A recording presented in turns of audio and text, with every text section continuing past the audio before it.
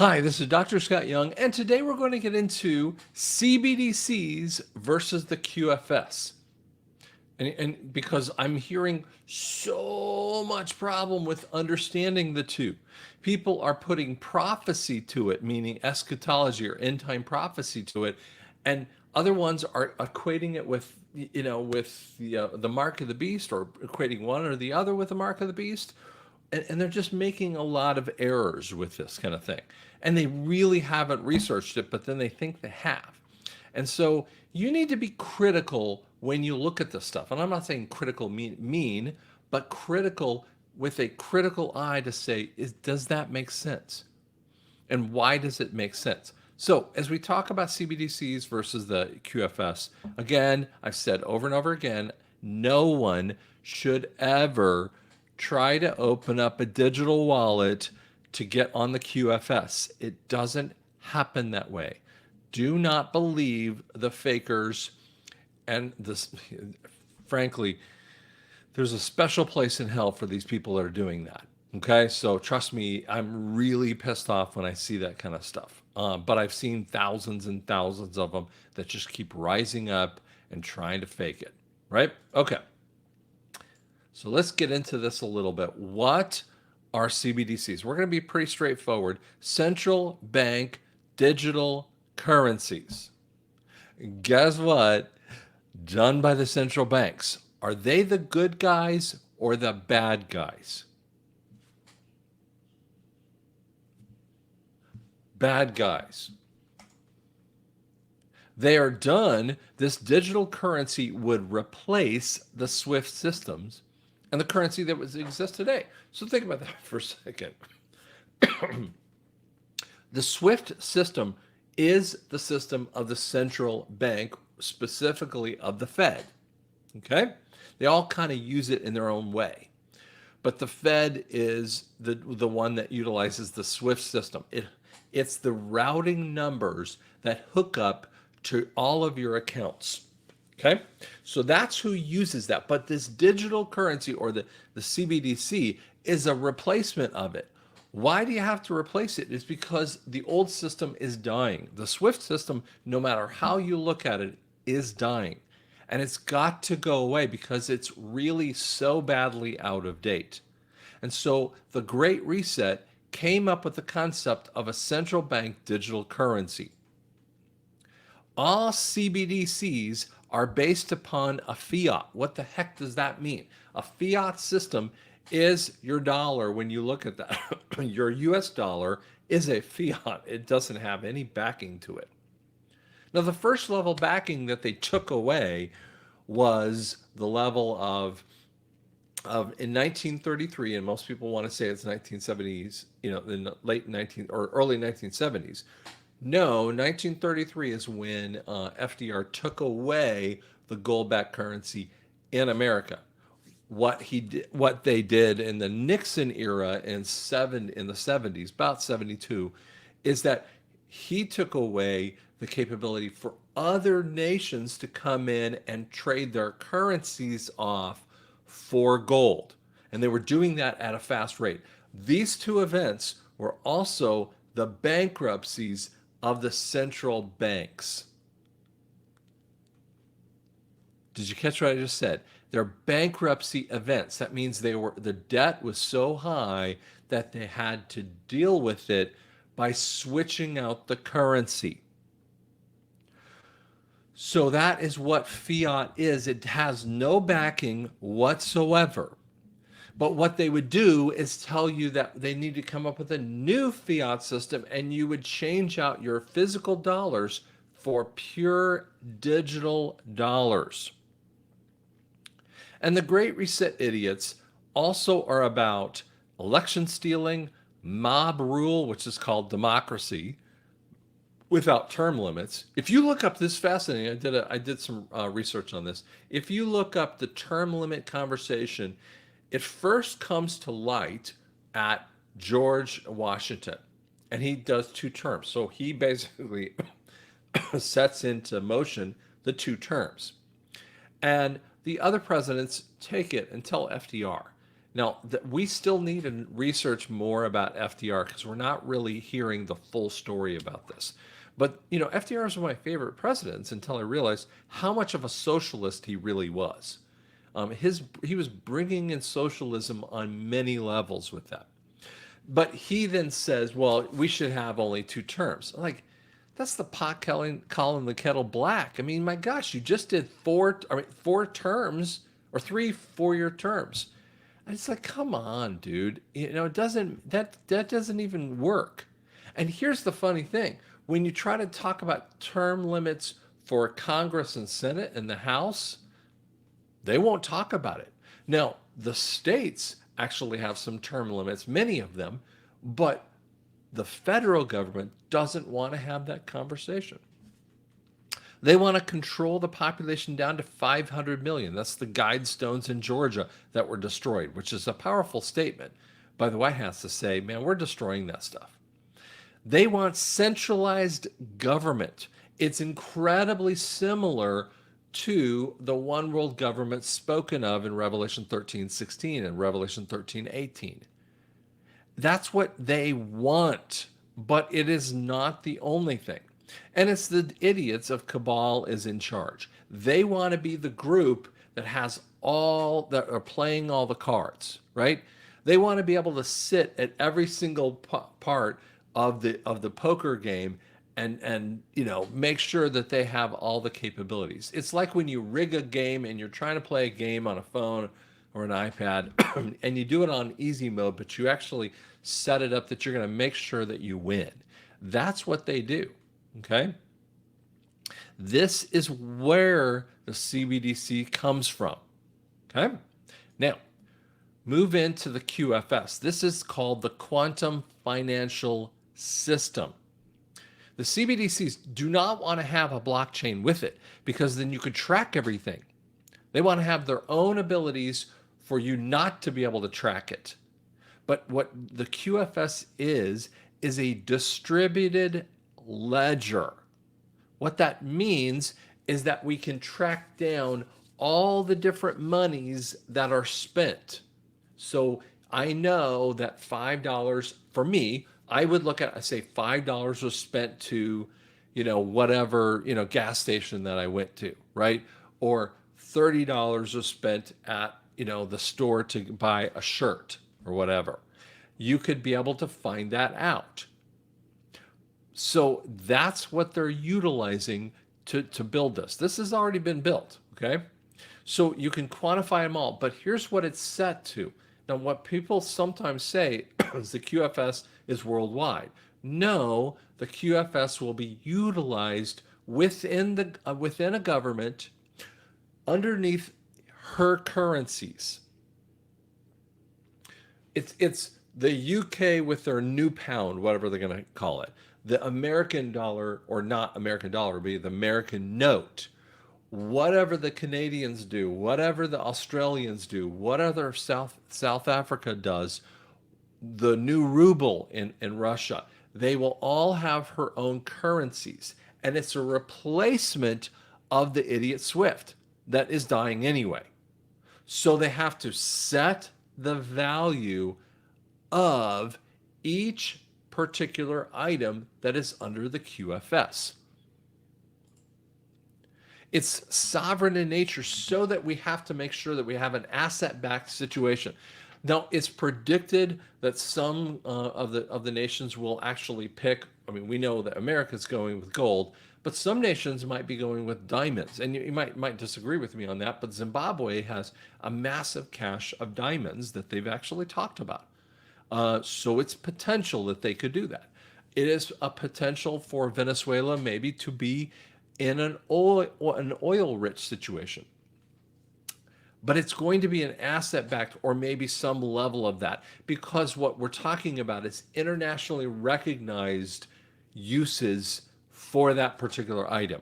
Okay, we see that diamonds are more valuable, and sometimes people might disagree with me on that. But just understand that it is an asset that country can do, and that would be recognized. It's not like something that's not worth a hill of beans, as my dad would say, to anyone else. Everyone else says, we really want that item. That's the actual the good effect of a barter system, knowing that I want what you want. I mean, I want what you have. You want what I have. Let's find a way to communicate that. That's what distributed ledger does. And then each country will control her own assets. She will give the rights to each one of her citizens from a system that is private. So we're not talking about a private company, but it's private for the person, because when you will in the future log into the QFS, you'll be logging in to your own account, and you are the trustee of that account. Now you can, there's supposedly maybe 3 or 4 different other people that you could actually set as accountees, in that system, right? Or trustees in that particular system. So I might say my wife and my son and whatever, right? And that's a choice that you might make. So for instance, we have people who are in a situation where they're older or they're mentally infirm some way, and they can't actually access their stuff. Well, we need to be able to access that for them, so you have someone who has power of attorney in that way. That's what it's available for. And then lastly, what you have to do is you have to wipe the debts out. The reason you wipe the debts out is those are the things that held the country back. They held the country back from moving forward economically because they were always owing the morons, the cabal. They were owing them money, and they were and through that debt, it devalues the currency so that they lose money as well.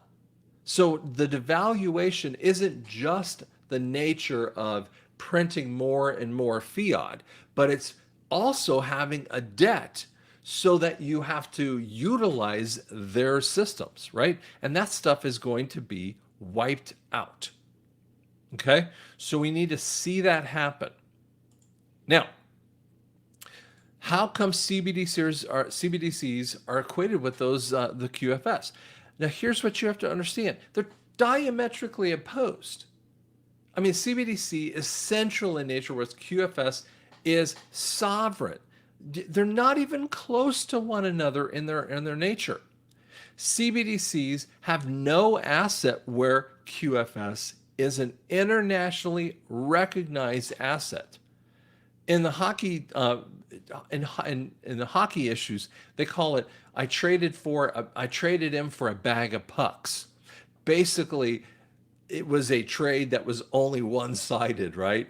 The guy got pucked in essence, right? So we have that kind of nature. Well, that's what's been happening with fiats. The only people that were doing well with it are the central banks. They always win all the time.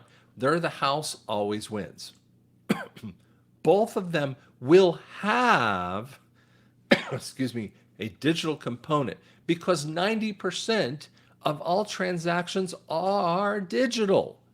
I mean, if you drop a credit card or you write a check or you do an EFT, which is a transfer kind of thing, or whether you're doing, even an e-wallet or a Zelle payment or whatever that might be, that is all digital in nature. Now, if I walk in with cash and I take away whatever I'm buying and I have physical cash, well, that's a non-digital nature to that. It's actually even hard for the systems to actually show that.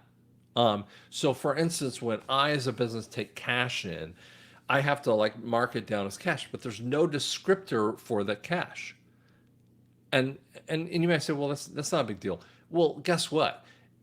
How do I notate? I mean, I can notate in my systems that they paid cash, but I can't do much more than that. Whereas if someone paid with a credit card or with a check, or if an insurance paid with a check, or we had an EFT check, I have got a check over here that's waiting for me to get in on Monday morning, and it's a digital check, and I have to print it off through the systems and do this very correctly, because it's now this piece of paper that I print off on my computer, and it's a check. And the first time I looked at it, I was like, this is not even legal. And they go, no, it'll work, and boy, howdy, you did it. I couldn't believe it. But that's what happens in those levels because you can track some of that stuff, whereas cash you can't really track. But when we talk about the QFS, they have built in a system of having cash available for you.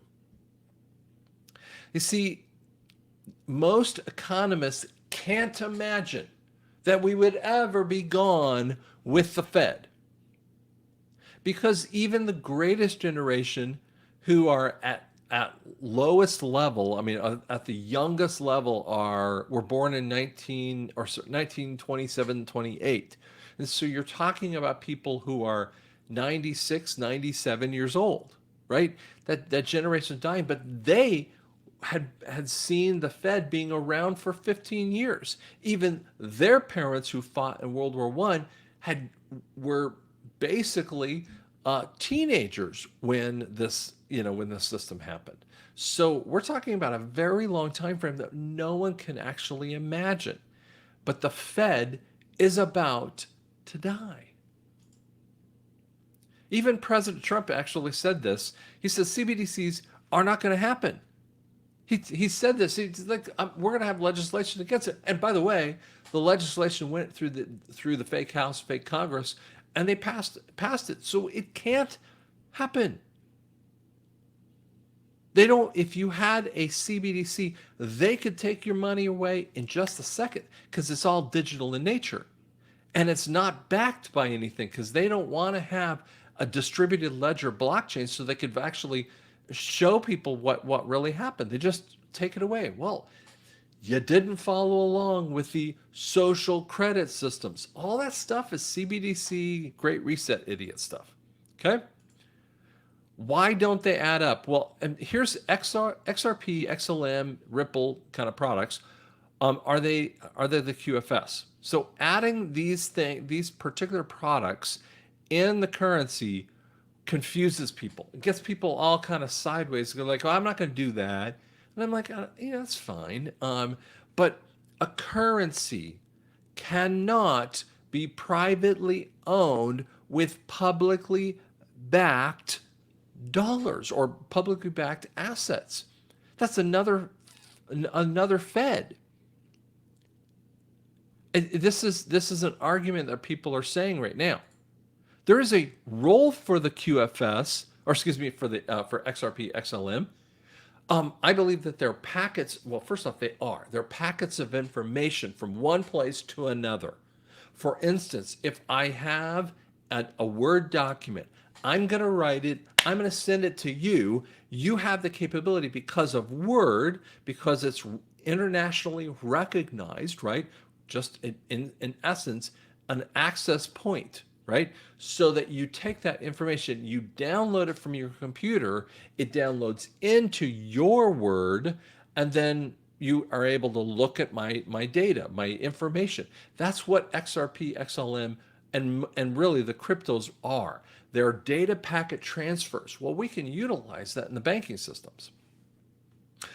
But it's not going to be that kind of nature of an asset itself. Can it help with distributed ledger points? Sure. Can it be a part of the systems that the bankers have to pay for? Sure. Don't have a problem with that. But we can't make it a currency, meaning we can't have it gold backed. And so where do people ask me about this all the time? In the 14th Amendment, done in 1868, under the fourth section, it says the validity of public debt of the United States authorized by the law, including the debts incurred by payments of pensions and bounties for services in suppressing insurrection or rebellion. Like, wait a second, there's so much in there too. So we're saying a public ability, a public debt by a country, if it is done by insurrection, which means people who are staying outside the country. Here's what it goes on, and it moves throughout this, that the United States people, the citizens themselves, do not have to pay it. It's held illegal and void. It's unpayable of a debt. That's why we have to have a debt forgiveness of that stuff. because it is illegal in its nature. But you also have to make sure that the debts that are paid through pensions and services, but they shall not be questioned. Where do you get that from? This is in the first article under the 10th section. Well, this is giving you some of that information. Article 1, Section 10. The Constitution limits the powers of states by prohibiting them from entering into treaties with foreign nations. By the way, have you ever heard of like places like Georgia and California who have treaties with the Ukraine, or they have interactions with them?